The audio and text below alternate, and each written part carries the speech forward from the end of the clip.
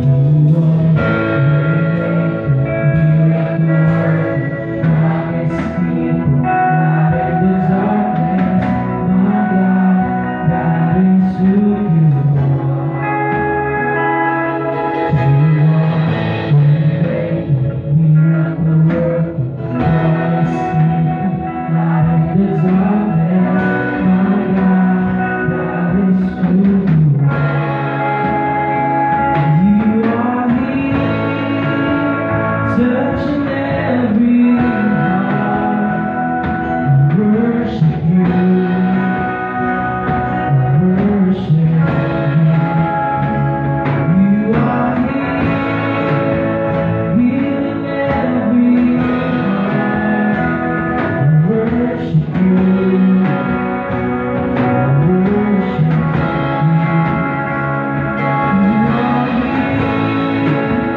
Turning lives around, worship you, worship you.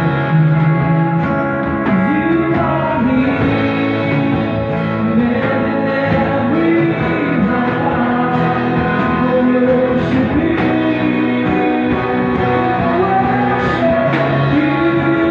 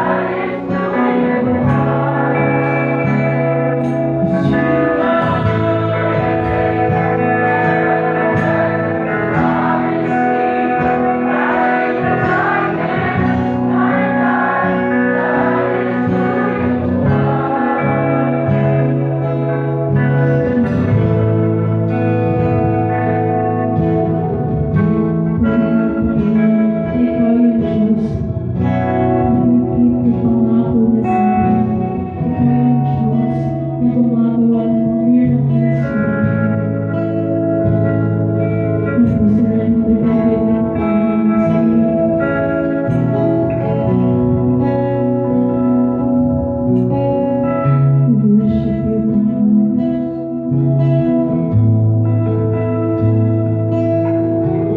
we worship you, Lord, patuloy mo nga po, Panginoon, na i-reveal, Panginoon, sa amin, Panginoon, kung sino ka, Panginoon.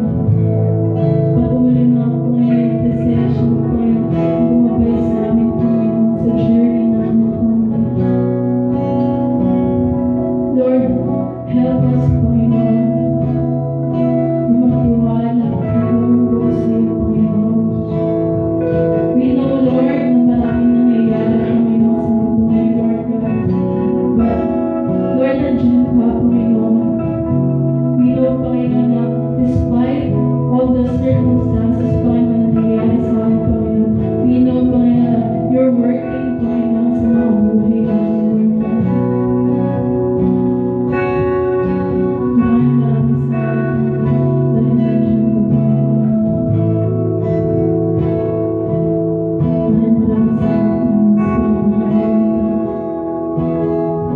Ikaw lamang, Panginoon, ang aming pinupuri, Panginoon. Ang pagpapasalamat, Lord, ang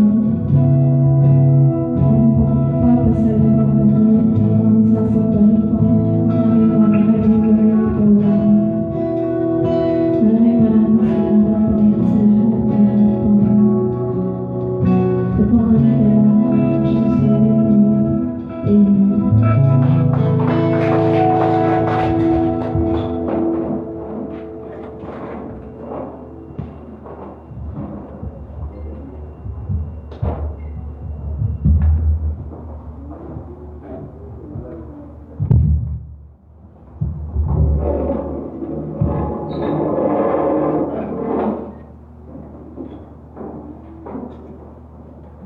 Salamat sa weekend ng aming worship worship. Salamat sa inyong katapatan. Talaga naman ang commitment na ating mga worship worship ay naroon kitang-kita. Hindi na dapat i-question kung palagi sila. At kahit hindi natin nalaman, sila ay nagpupuga, naggumawa ng kanilang mga responsibilidad. Tayo po ay mag-aaral sa umagang ito ng Marriage Chapel of the Lamb. Ito po ay mangyayari after ng rapture. While dito sa lupa ay nagbabakbakan ng tribulation, sa taas naman may marriage chapel with the Lamb. At ang unang mapasay ko sa inyong lahat, mga kapatid, ay may kinalaman sa topic na ito, ay makikita natin sa Revelation chapter 19, verse 7 to 10. Ang sabi po rito, let us rejoice and be glad, and give the glory to Him, for the marriage supper of the Lamb has come, and His bride has made Himself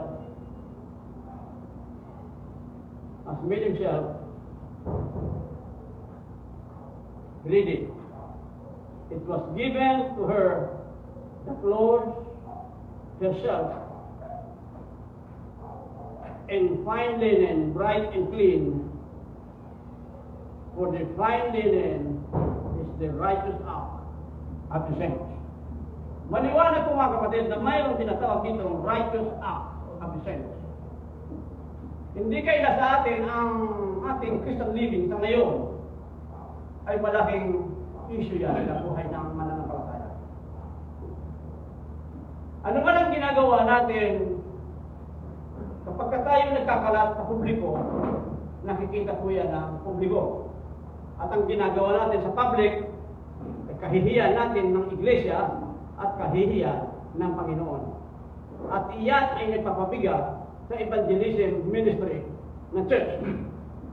Ang sasabihin nila, naka-all na to Brad, ang sasabihin nila, iyan ba ang mananampalataya? Therefore, ang nagpintasan ang ating iglesia at ang Panginoon. Kaya mga kapatid, we are required in being monitored by God Himself. Hindi po tayo, wala po tayong judge dito, hindi po tayo nagja-judge ng ano sino man sa atin. Pero po, ang ating pagkilos sa ating Christian living, sa ating Christian life, ay malaking issue sa Panginoon. Iyan po ay magdudulot ng kapurihan o magdudulot ng kahihiyan sa bawat isa sa atin. Sa Panginoon, lalo-lalo na ang sabi ng Panginoon, let us rejoice and be glad and give the glory to Him, for the marriage supper of the Lamb has come and the bride has made herself ready. Verse 8, it was given to her to clothe herself in fine linen, bright and clean, for the fine linen is the righteous act of the saints. Pastor, pwede ko bang paghaluin ang aking ginagawang hindi kapuri-puri sa Panginoon sa labas? Bilang mananampalataya, ako'y mananampalataya. Pwede po ba yung paghaluin? Mga kapatid, sabi ng Biblia, hindi po pwede. Kung ikaw ay Kristiyano, you have to act as Christian. Kung ikaw ay mananampalataya, kinakailangan ang iyong pagkilos ay mananampalataya. Na magbibuild up ng iglesia, magbibuild up ng kapatid, ibibuild up mo ang kaharian ng Panginoon at ang Diyos ay mabibigyan ng pleasure. Anything that we do in the Christian life must give pleasure to God. Kapag kaya na nakapagbigay ng lugod sa Panginoon, okay yan. Kapag hindi na nakakapagbigay sa Panginoon ng lugod, hindi yan okay. Iyan po ang sabi ng Biblia. Kapag sabi ng Panginoon, no flesh and blood shall inherit the kingdom of God. Maniwala po yan. No flesh and blood shall inherit the kingdom of God. Ang flesh and blood, yung pamumuhay ng naayon sa laman at naayon sa natural blood natin, iyan po ay hindi nakakapagbigay lugod sa ating Panginoon. So, maliwanag po yan mga kapatid.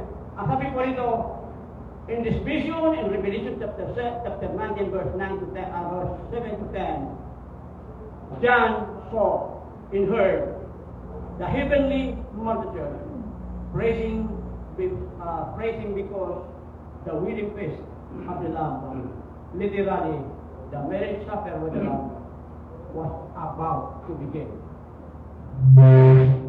Tayo po ay, kapag tayo na imbitahan na pumunta sa isang kasalan, ano doon ang lahat ng ating paghanda? Nagsusok tayo ng Amerikana. Lahat ang ating sapatos pakitaw. Ready tayo. Kung maaari lang, lagyan pa natin ang ating ulo ng papakitap yan. Dahil sa ating sa kasalan. Pero ang tanong mga kapatid, how about when you go to church and you are going to present yourself before God? Tayo ba ay mayroon awareness na every time we present ourselves before God, every time we present ourselves before God, kailangan po tayo ay, ang sabi nga nila, sabi ng aming pinanggalingan, modest dressing, modest clothes. Yung hindi ka lang para pupunta ng cruising sa tabi sa kanto. Kundi ikaw ay magsusuot ng isang pananamit na kung saan mabibigyan mo ng kapurihan ang Panginoon. Ang sabi ng iba, hindi naman nakikita yan sa bagay na yan. Ito po yan. Pero isn't it true that our outward actuation is manifestation of our inside condition.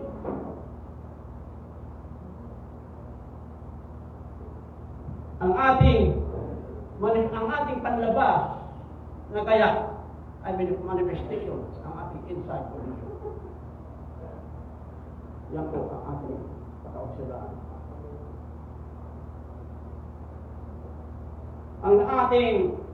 Ang ating pagkasal, ikakasal tayo sa Panginoon sa oras na yan. Ang sabi ko dito sa verse 9, then he said to me, ang angel, ang sabi ni John the Beloved, right, blessed are those who are invited to the marriage supper of the Lamb. And he said to me, these are true words of God. Ito po ay salita ng Panginoon na ipinakita kay John the Beloved ang mangyayari sa marriage supper with the Lamb. At sabi niya sa verse 10, then I fell at his feet to worship him. But he said to me, do not do that. I am a fellow servant of yours, and your brethren who holds the testimony of Jesus. Worship God, for the testimony of Jesus is the spirit of this prophecy. Ang sinabi ni Jesus, ang sinabi ng angel, ang sinabi ni Jesus ito, ipinakita ang mangyayari. While there is tribulation on earth, marriage supper with the Lamb sa langit. That is an affirmation of our relationship with God. Kapag in-affirm ng Panginoon ang ating relasyon sa Kanya, and sabi dito, that is true. Testimony of Jesus. So mga modelo, ang marriage supper with the Lamb ay napaka-importante sa ating mga mananampalataya. Kaya ito pinag-aaralan natin. Dahil ang konseptong ito ay sinasabi natin na tayo at this present time naka-engage kay Jesus Christ. Do you believe that you are engaged with Jesus Christ today? Naniniwala ba tayo? Tayo ay naka-engage kay Jesus Christ sa panahon ito? Kung ikaw ay may kasinta, si Jesus, pinanganak sa isang sabsakan, hindi po siya sinipingan ni Joseph. Nung panahon po yun, si Joseph at saka si Mary na may engagement. Mayroon po silang relasyon. At sabi ng ating pag-aaral, ito po ay sa panahon natin ngayon, we are engaged to Jesus. Kaya sabi sa Ephesians, sa 1 Corinthians, 2 Corinthians 15, no flesh and blood shall inherit the kingdom of God. Why? Sapagkat ang ating physical na ito kalagayan, hindi po ito qualified, hindi po ito ang gagapitin natin pagsalubong natin kay Kristo. Sabi ng Bible, in a twinkling of an eye, from corruptible you will be changed to incorruptible. From mortality you will be changed to immortality. Wala na talagang physical na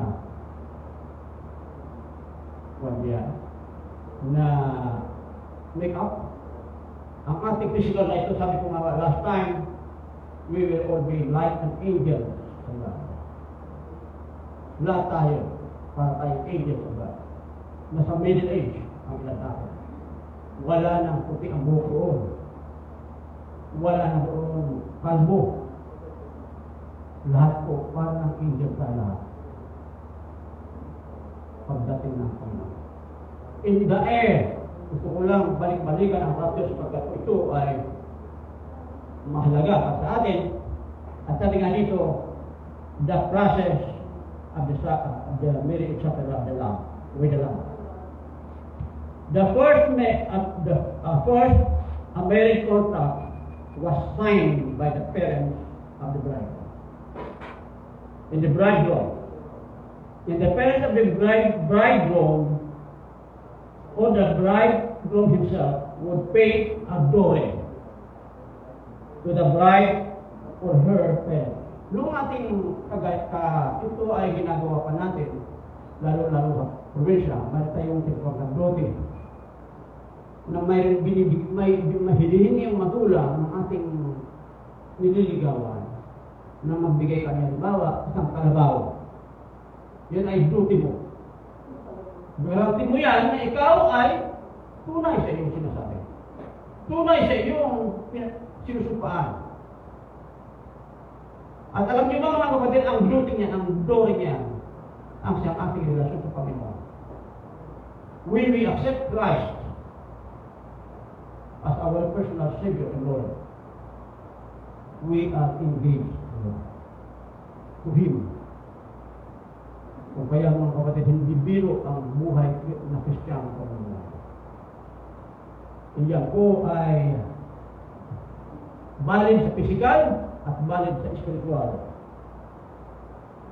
This began when was called the betrothal period. What we would today call the engagement, betrothal, engaged tayo. This period was the one Joseph and Mary were in which he was found to be with a child.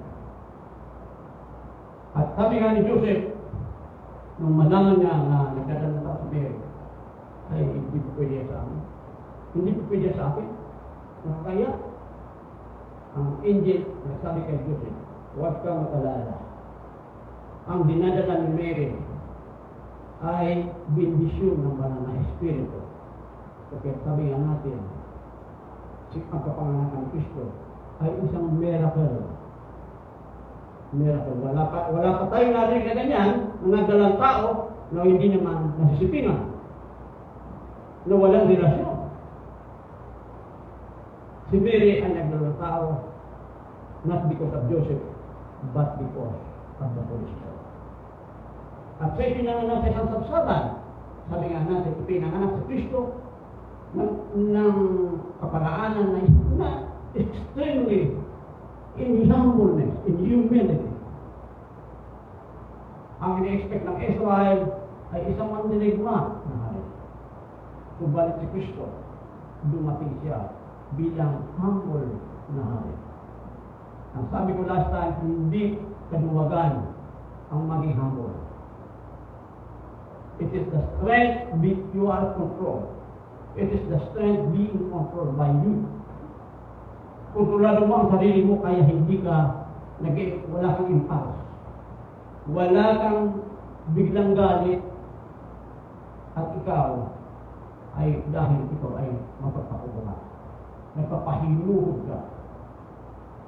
So mga kapatid, iyan ay bunga ng banal na Espiritu ang pagpapahinuhod. The triune God knows man is totally unable to approach God. Kaya dito, Joseph accept Jesus as his son, the first approach. Yan ang unang approach natin na pinakita ni Joseph. Kaya tayo tumatanggap din sa Panginoon bilang sariling Panginoon sa Panginoon.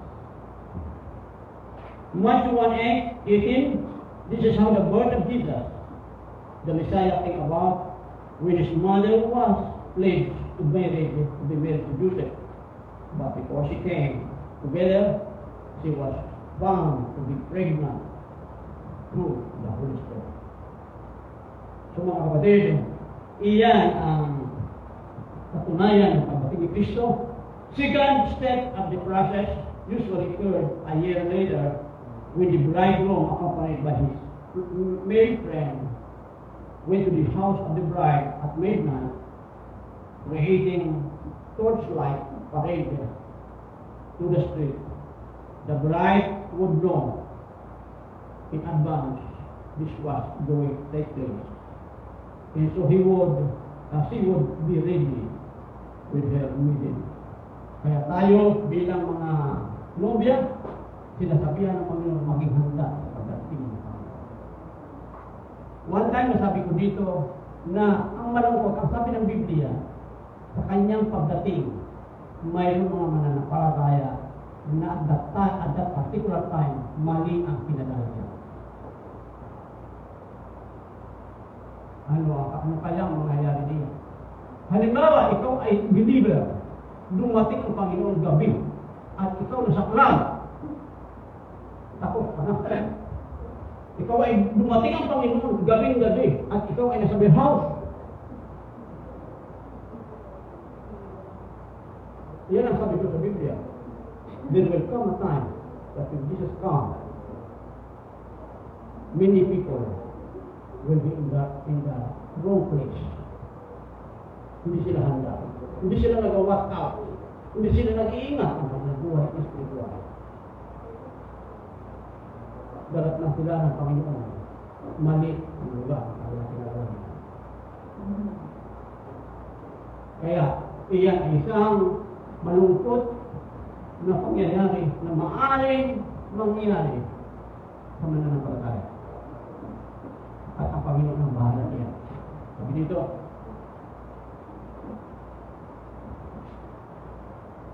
ito ay pinakita sa 10 virgin. The scorpion the scorpion is the basis of the parable of the 10 virgin in Matthew chapter 25, verse 1 to 13.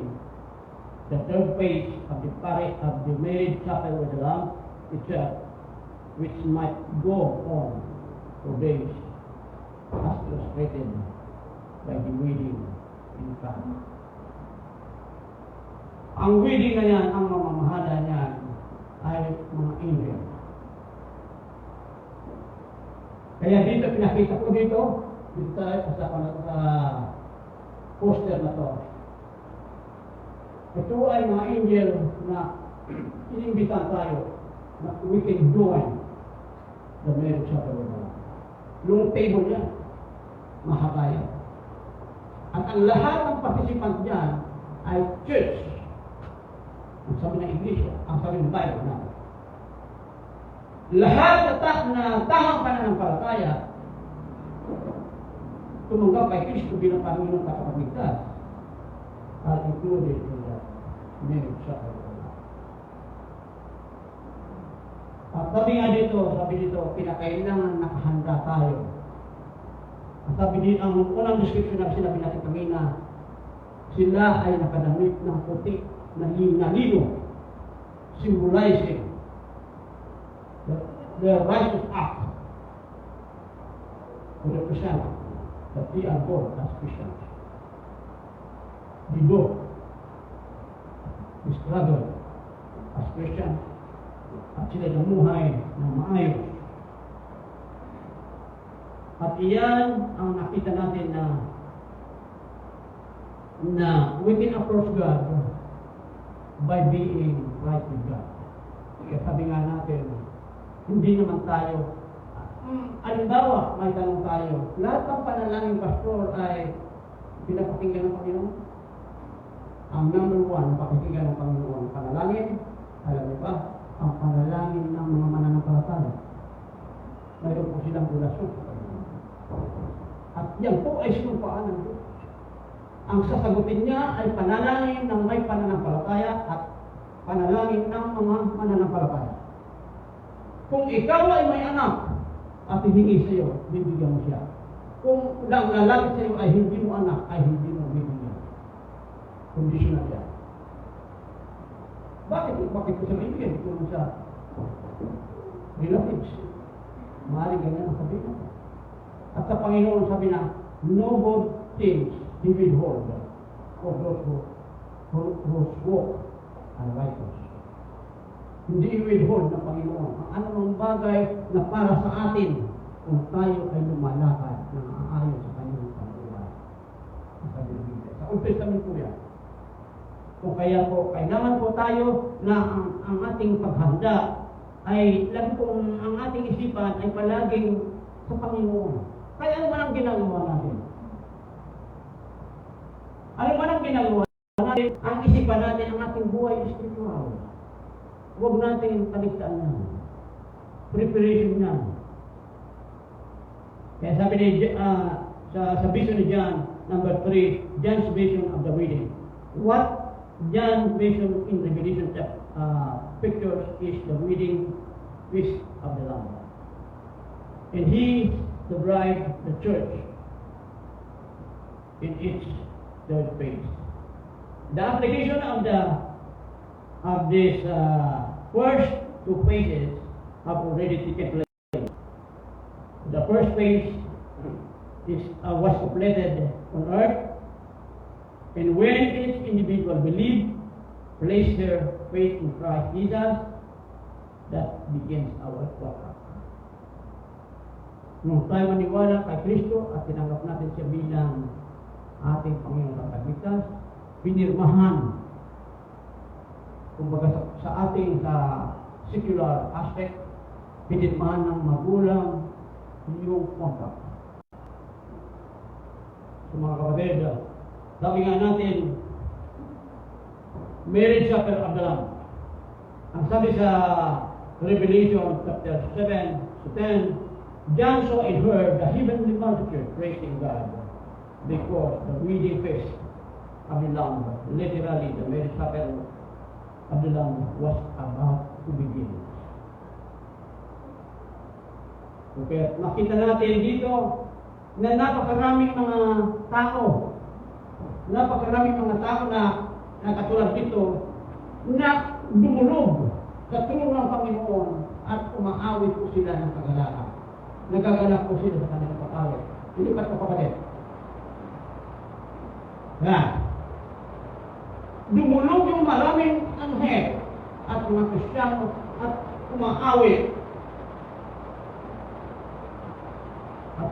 Sila. Sabi nga rito sa Matthew chapter 26 verse 29, but I will say to you, I will not drink this cup. Ito na ang illustration ng Lord's table. I will not drink this fruit of the vine from now on until that day when I drink it anew with you in my Father's house, in my Father's kingdom. So ang mga ito ay mga palatandaan doon na tayo ay ikakasal sa Panginoon. There will come a time na tayo ay i-affirm ng Panginoon at the marriage supper of the Lamb na tayo ay legitimate believer. Kaya dito sinabi niya na sa komunyon in-illustrate niya na hindi na siya iinom si Kristo hanggat kayo ay makasali ko pagdating ng marriage supper with the Lamb. Sabi dito, let us be glad and rejoice and give Him the glory, for the marriage of the Lamb has come, and His wife has made herself ready. And to her it was granted to be arrayed of fine linen, clean and bright, for the fine linen is the righteous act of the saints. Inuulit-ulit natin mga kapatid dahil ito talaga ang kailangan pagdating ng Panginoon. Then he said to me, right and blessed those who are called to be in the marriage supper of the Lamb. And he said to me, these are the fulfilling of God. Ito po ay pinapubuhanan ng ating Panginoong Diyos na siya po ay tutupad at gagawin niya ang kanyang sinabi. Ngayon, tumingin tayo sa ating illustration number, isang illustration sa marriage supper of the Lamb. Sa Matthew chapter 25, verse 1 to 13. Ito po ay binanggit ko sa ibang aralin, pero ngayon ito ay very much in connection with our study. Matthew chapter 25, verse 1 to 13. Verse 1. The kingdom of heaven shall be likened to 10 virgins who took their lamps and went out to meet the bridegroom. Diba? Tayo ay, sabi ko nga, na tayo one time makikipagkita sa ating Panginoon sa salubong, sa air, sa rapture. At sabi dito sa verse 2, now 5 of them were wise and 5 of them were foolish.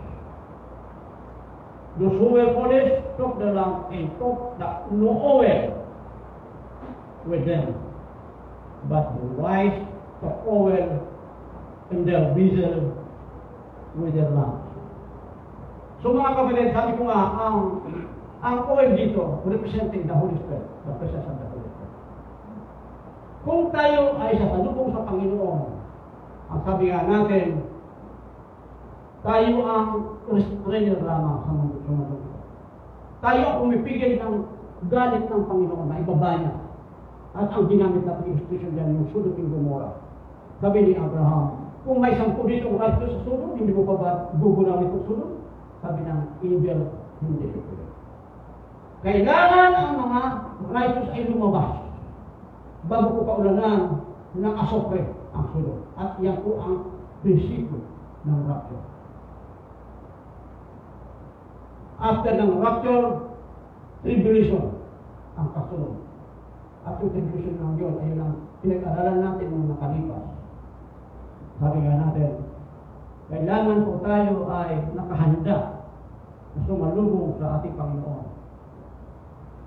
At ang sabi pa nga ng angel, na huwag kang lumingon sa likod. Ang ginawa nila, lumingon. Ang paglingon nila, ibig sabihin, mayroon pa siyang affection doon sa sulod. Anong ginawa? Kay that's white na.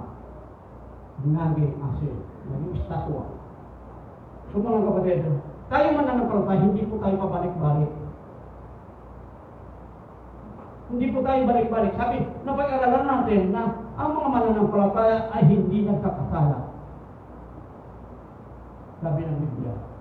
At nung ating pag-aralan yan, ang sinasabi ng ang mananampalataya ay hindi nagkakasala. Ang ibig sabihin mo, hindi nananatili sa pagkakasala. Huwag po tayong maglamira sa wire ng kasalanan. Paulit-ulit ginagawa natin ang pagkakasala. Sasabihin natin, mahina tayo.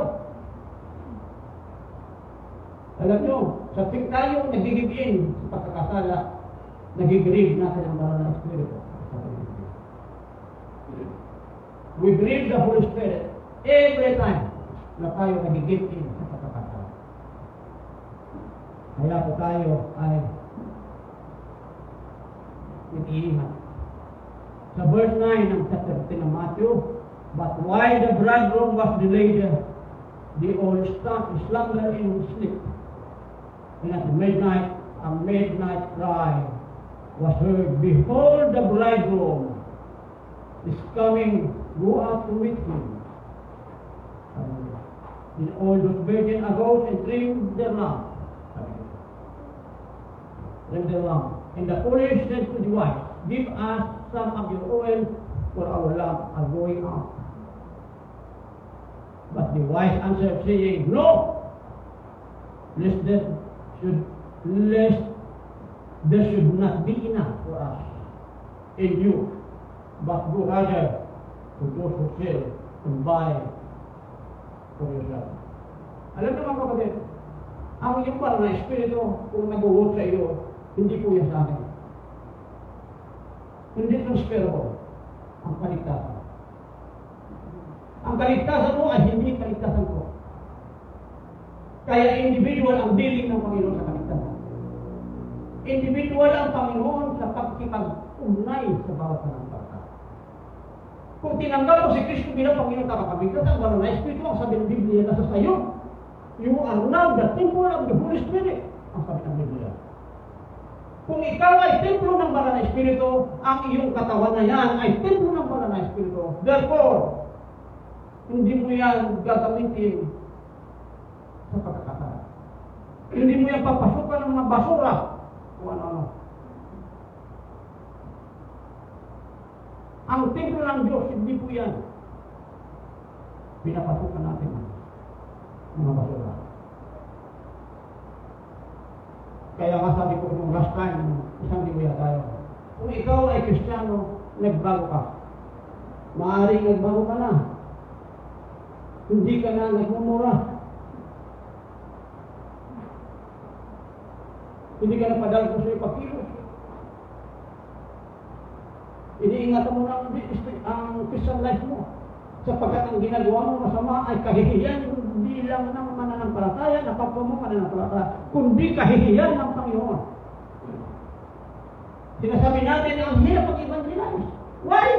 Sapagkat tayo ay hindi ka-evangelize. Hindi tayo mumuhay na pag-evangelize. Sasabihin nila, maniniwala, bukod sa napakahirap naman kahit ikaw ay namumuhay ng mabuti, hindi pa sila naniniwala. Mas lalo na kapag ikaw ay hindi namumuhay ng mabuti. Mas lalo pa hindi pa naniniwala. Kaya mga kapatid, salvation in filling of the Holy Spirit is non-transferable. Ang langis mo, yung sa 10 virgins, ang langis, hinihingi ng 5 foolish virgins. Bigyan mo naman kami ng langis. Ang sabi ng 5 wise virgins, hindi pa pwede. Baka hindi sa amin magkasya ang banal. At sinara ang pinto. Nung isara nila ang pinto, hindi na nakapasok yung foolish virgin. At may narinig silang sinabi, ang isinara ng Diyos ay hindi na pwedeng buksan.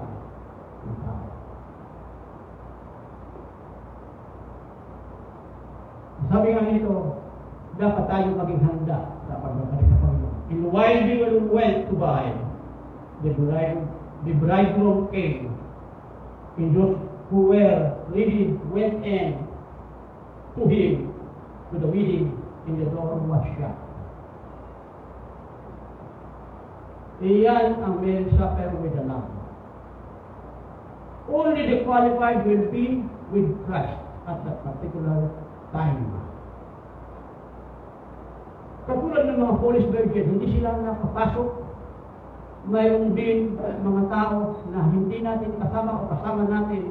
Some of them, he will not enter in the presence of God. Will not join in the marriage supper with the Lamb. Yung ba ay unfair? This is the grace period ng Panginoon. Binibigyan tayo ng sapat na panahon ng Panginoon upang tuklasin ang destinasyon natin sa pagdating ng Panginoon. Ikaw ba'y mag-join ng marriage supper with the Lamb or not? This is the time na tayo ay magdidesisyon. Ang sabi nga natin, ang pagdidesisyon habang ikaw ay narito sa lupa, mag-decide ka na kung saan ka ba sa tama. Ang sabi ng ating pag-aaral. Ang alam natin, Christ will come at an hour na hindi natin iniisip. Ang panting tayo sa ating kalagayan, Christ will come. So Christ. Kaya yung last time, ang ating pamagat ay 5th in the night. Sapagkat wala naman pong magnanakaw na darating na pakatok muna. Pakatok muna tapos papasukin mo kasi magnanakaw ako sa inyong bahay. No. It is always by surprise. Ang sabi ng Panginoon, I will come at the time that you did not expect. Surprise mo kapatid. Kaya tayo, ang ating Christian living ay kailangan constant. Kailangan tuloy-tuloy po. Hindi po natin pinitik for granted ang ating buhay spiritual. Afterward, the virgins came also saying, Lord, Lord, open to us. But he answered and said, assuredly, I say to you, I do not know you. This is the prediction of Christ himself. Katulad ng sinasabi sa Matthew chapter 17:1, hindi lahat na tumatawag sa akin, Lord, Lord, ay mga katakot sa kaharian ng Diyos. Maliwanag po yan.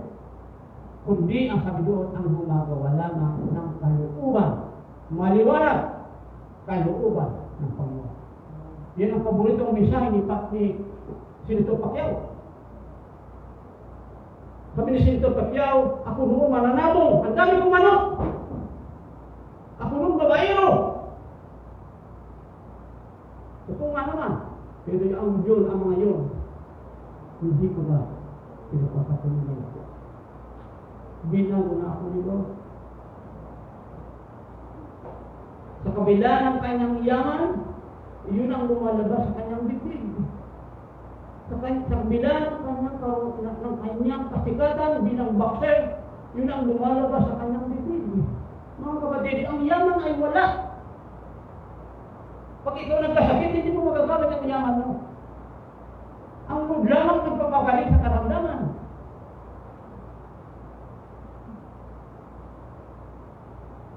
May mga pastor na nagkasakit ngayon. Sabi nga nila, mga pastor, ipagparin mo naman kami. Yung pastor sa Minalawak, sa Bicol, ay may sakit. Si Pastor Edwin Cadian, nagkaroon ng malistok. Ang dami. Si Pastor Joey nagkaroon ng malistok yata. Nirequest nilang panalangin. So mga kapatid, we cannot, boss, our tomorrow. Ang umahawak ng buhay natin ay ang Diyos. Magpakumbaba lang tayo at humingi ng habag sa Kanya. Ang sabi ng John chapter 10, tayo sa kamay ng Diyos.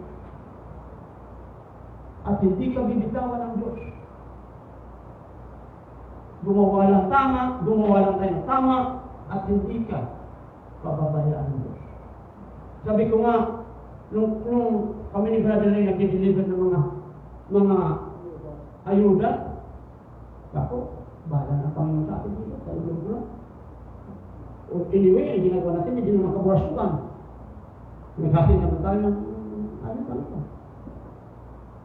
Kung ito kaburasukan, hindi ka kami ni Brother Ray. Kasi, gumagawa ka ng inilalagay mo sarili mo sa publiko, sa kung saan, at gumagawa ka na hindi naman related sa iyong ministry. Pero ko, ginagawa namin yung related sa ministry, ipinamimigay namin yun. Sa katunayan na isang babae pa nga, may isang magulang na sabi, Pastor, bakit sumama ka pa dyan? Sa pagliligan mo. Ako, kapatid, ang aming buhay ay sa kanya ng Panginoon. Tayong lahat, ang buhay natin ay sa kamay ng Panginoon. Ang sabi ng Biblia, madalas ko maalala yan, ang tao na nag-iingat ng kanyang buhay ay mawawala.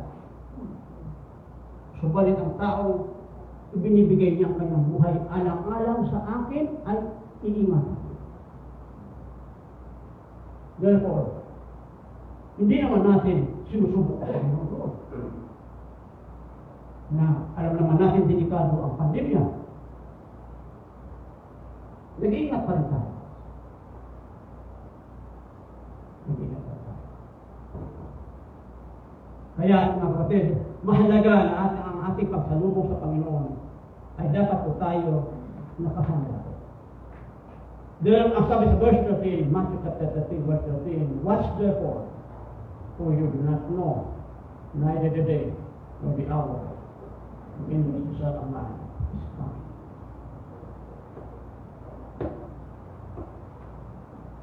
Maging matapat tayo sa Panginoon. At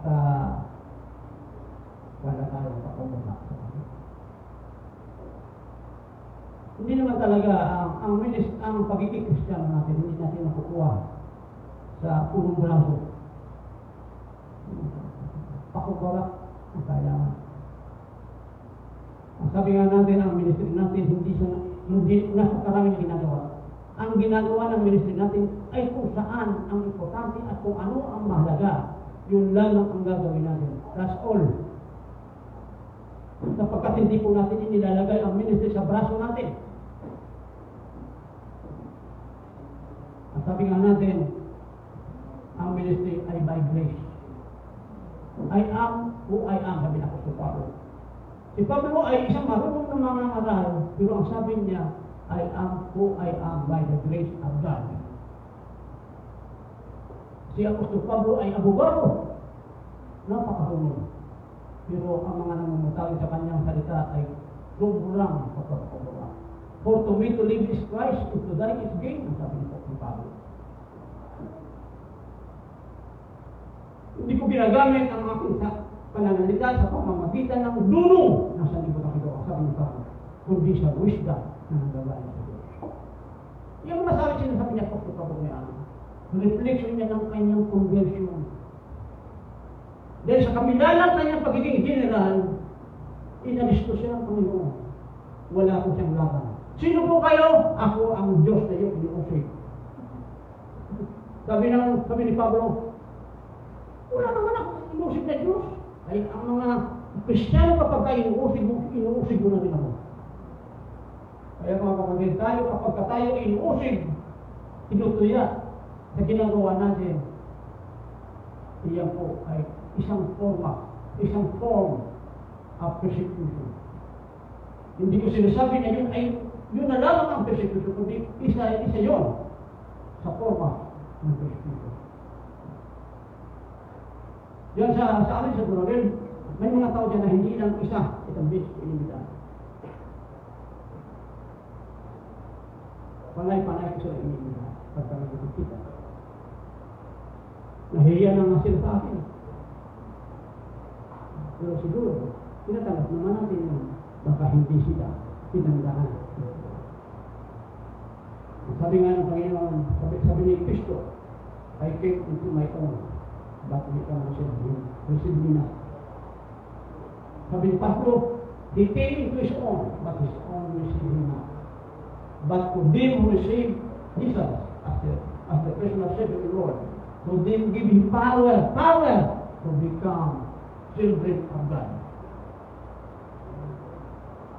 Ang ating pagtanggap sa Panginoon ay tama po yun.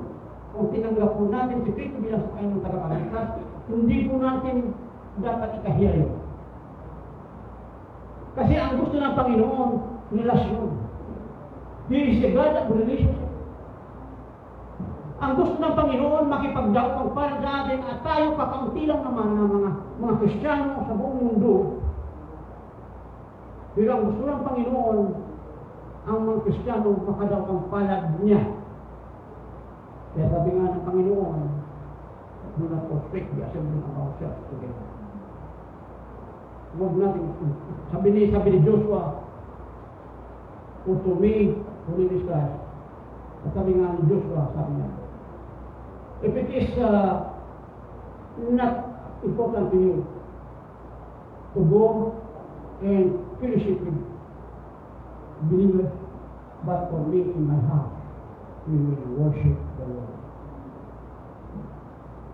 Iyan ang sinabi ni Joshua.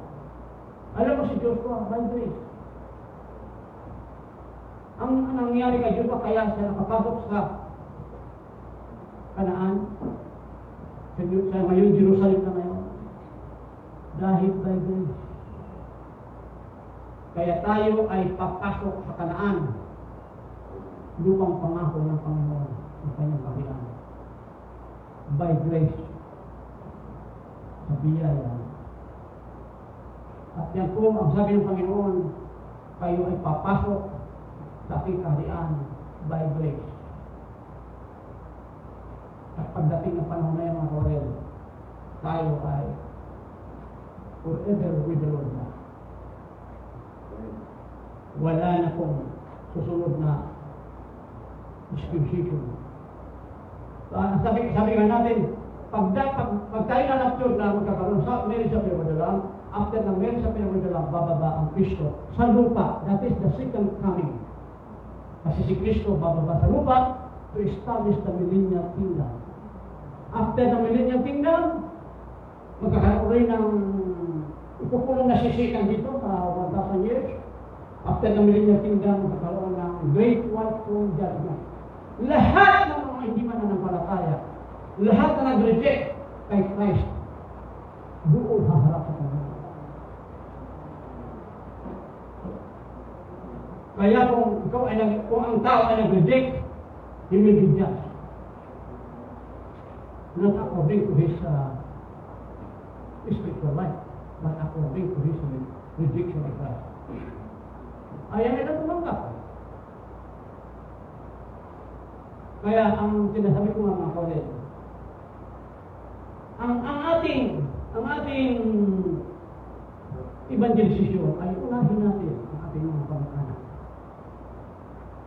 May mga kamag-anak tayo na hindi pa nakakarinig ng Ebanghelyo. Ulit-ulitin natin.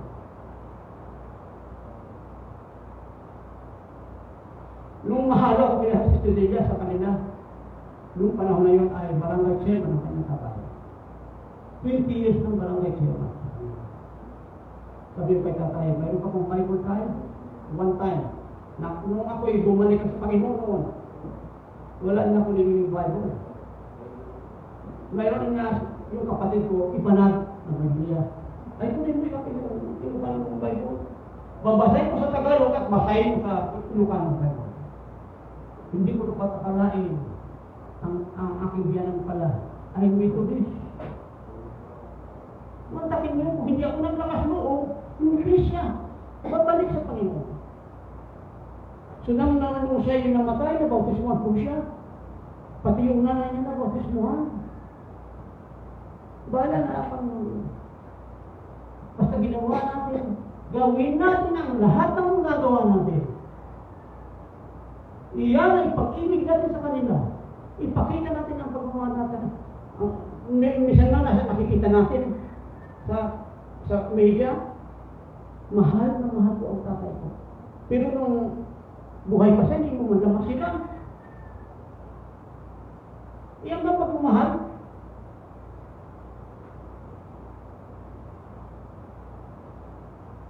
Kaya naman, gawin natin ang magagawa natin. Ibahagi natin ang ating kaligtasan. Ang sabi ng Biblia, ang ating kaligtasan ay kasing halaga ng ginto. Ang ating pananampalataya ay kasing halaga. Ibigay natin ang pag-asa niya. Ang blessed hope na yan sa ating mga magulang. Sira natin, ay iba na pala ang pananampalataya mo, hindi ka na pala uminom ngayon. Hindi na po, iniiwasan ko na eh. What? Bakit ano? Kasi, wala ko sa bagay. Anong pinagbaliklugan mo? Basahan mo na. Basahan mo na. Alam niyo mga kapatid, katulad ng nasabi ko na ng isang linggo, noong kami nagbabay po sa aming opisina namin, kami ni Pastor Felix ang mga huwag kang nanibig magbasa ng Bible, umuusok na niya. Umuusok daw siya pag ako nagbabasa ng Bible. Kasi, siguro, meron lang naman niya, pero yung expression na yun talagang asiwa sila. Pero, ano doon na, yung mga bahagi na namin, mga nagtitik si Rapanan, taga Ilocos, taga Union, ipapatuloy. Mr. Rapanan. Rapanan Marcos, ang apelido. Ang kanyang nanay ay Marcos, ang kanyang apelido ay Rapanan, kasama namin sa trabaho dati, nagpatuloy. At ang mga bunga natin ay kailangan po natin ay ikagalak, kapag nagagalak ang Panginoon kapag may mga tao na sumasalita. Hindi natin ang yumaman din sa lumang ito ay maganda. Pero po mga kapatid, ang yaman na yan, hindi po natin madadala sa lahat. Doon sa bahay, may inaalaga na mga tornilyo na stainless, tornilyo. Pero hindi ko yung madadala. Pag-akyat na natin. So mga kapatid, mahalaga po ang ating relasyon sa Diyos. Sapagkat ang ating relasyon sa Diyos, iyan po ang magdadala sa atin sa eternal na kalagayan, yung eternal destiny natin sa Diyos. Kaya, sa ating take-out note, the things which must soon take place was seen by John, the apostle, to we do now. Ngayon na lang natin. Sa ating breakout question, what will be your attire at this wedding feast? Clean white clothing. Tayo ba'y pagdating ng Panginoon nakadamit ng puti? Ipagsalubong sa Kanya, babaguhin kila tayo ng Panginoon. If you are true, you will be one. Kasama. Pangalawa, are you prepared or preparing to meet Christ and ready to accept the reward? Sinabi ko nung last time na maraming reward tayo matatanggap. Hindi naman ang 5 yun ay matatanggap na isang Kristiyano. Kundi magkaroon ka na ng 3 reward. Why are you included in the family of God? What are your reasons? Ano ba ang rason mo? Bakit ikaw ay nakakasama sa rapture? At sa judgment of Christ, ikaw ay bibigyan ng reward. Ano ba ang iyong paninindigan sa ngayon? Mahalaga po na tayo ay bilang mananampalataya, mayroon po tayong commitment. Tayo po ay nagagalak sapagkat po maraming committed sa atin, sa ating prayer. Sabi ko nga, one time na studio kami sa German, ako natutuwa naman ako sapagkat ang aming prayer meeting dati-dati ay 4 kami, 5. Ang nakakaalam, ngayon marami na kami. Bukod sa may nanonood sa mga bahay nila, yung nananalangin sa amin ay 5. Palagi yan, 5. Pero po sa Dan, ang sabi kay Dan, kunting isang Dan. Itong ginagawa natin para sa Panginoon.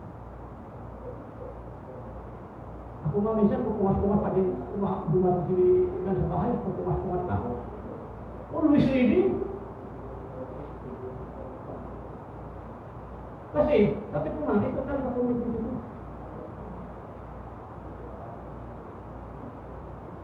Kaya, mga kapatid, yan ang encouragement ko sa bawat isa sa atin.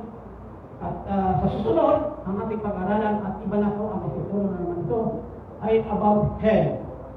Impyerno. Sapagkat ito ay dapat i-share nyo sa atin upang malaman natin. Anong bagay ba yun? Na although hindi naman tayo nagnanais na makutan ng impyerno, malaman lang natin kung ano ang kagaya. At mga kapatid tayo manalangin, pati ko. Lord, maraming po salamat sa panahon ito na kami ay nagtitikot-tikot upang alamin ang nangyayari sa marriage chapter with the Lord. Lord, maraming po salamat sapagkat ang iyong kaharian, ang aming destinasyon ay sa piling mo kami ng Diyos. Maganda ang aming kalagayan. We will enjoy everything. Not luxury that this world that we did not attain in this world. We will enjoy the millennial kingdom and we will reign in the millennial kingdom. Lord, maraming salamat. Sabi mo nga, kung kami ay nagdaranas ano mga bagay, iyan po ay hindi worthy to be compared to the glorification that we have with you. Lord, maraming po salamat sa mga pangako mo yan. Kami po ay especially lahat ng yan. At inaantay po namin ang iyong magbabalik. Hindi po namin alam ang kailan.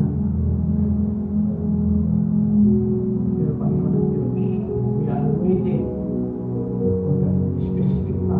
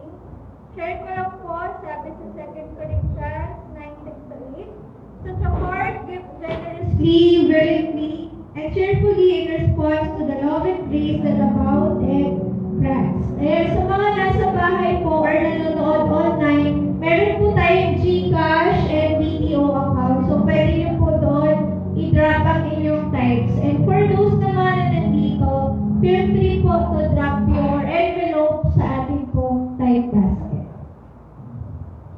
Nauna po.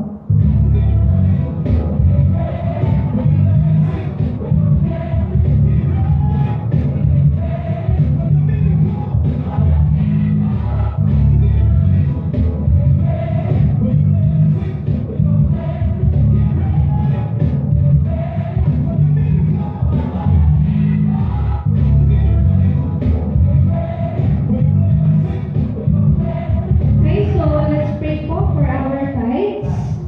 Yan. Yuko po natin ang ating mga ulo.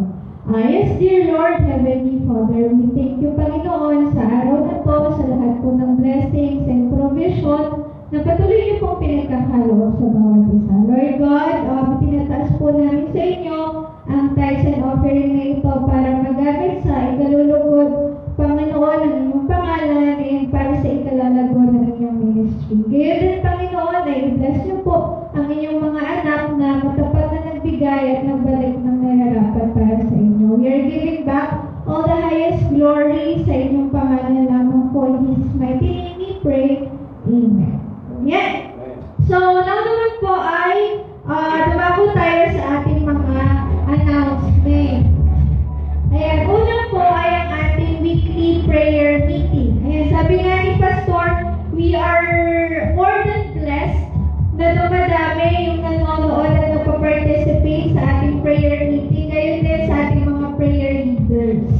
Ayan, so kapag meron po kayong mga prayer request, sabihan niyo lang po yung mga small group leaders nyo, or dun po sa envelope na binibigay ng leaders, meron po doon prayer slip. Pinag-pray po natin yan every Friday, 7:30 p.m. Online po tayo. Ayan. Next po ay ang ating discipleship group. Ayan.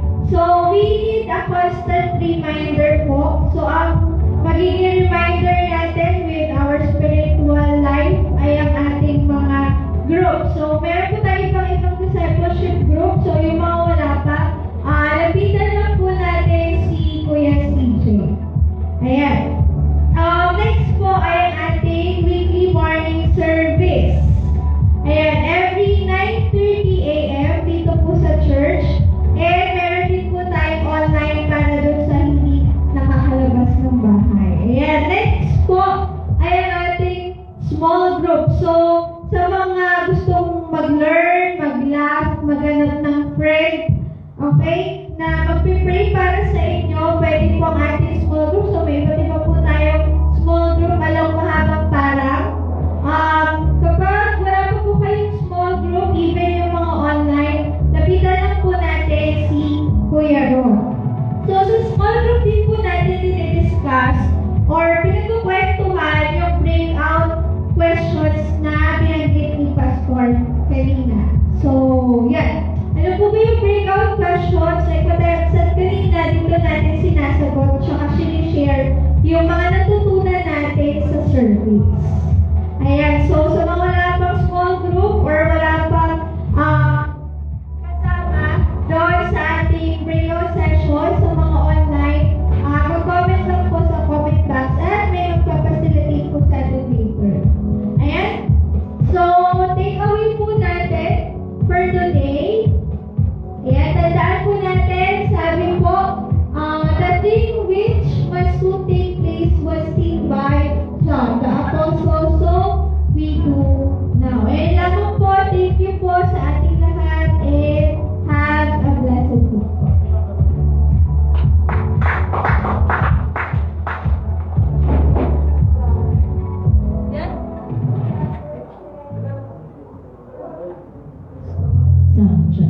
Yan, tayo naman tayo lahat. Para sa ating rason.